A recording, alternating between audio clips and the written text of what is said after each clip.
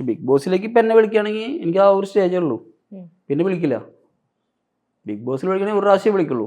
അപ്പം ഞാൻ അവിടെ ചെല്ലെങ്കിൽ എന്ത് ചെയ്യണം, ഞാൻ കപ്പടിക്കണം. കാരണം എൻ്റെ മൈൻഡിൽ ഞാൻ ചെല്ലിനോടത്ത് എല്ലായിടത്തും ഞാൻ വിജയം മനസ്സിലായി ചെയ്തിട്ടുണ്ട്. അപ്പൊ ബിഗ് ബോസിൽ ഒരു ചാൻസ് കിട്ടിയെന്നിരിക്കട്ടെ, അങ്ങനെയാണെങ്കിൽ കപ്പടിച്ചേ ഇറങ്ങൂ എന്നാണോ പറയുന്നത്?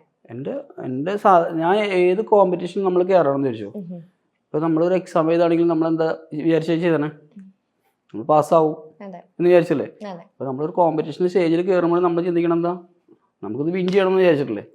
എന്ന് പറഞ്ഞ പോലെ മറ്റുള്ള കാര്യങ്ങൾക്ക് നമുക്ക് വീണ്ടും ഒരു അവസരം ഉണ്ട്, പക്ഷെ ഇതിൽ ഒരു അവസരമേ ഉള്ളൂ. അപ്പൊ നമ്മൾ തീർച്ചയായിട്ടും വിൻ ചെയ്യാൻ വേണ്ടി തന്നെ എല്ലാവരും കയറണത്.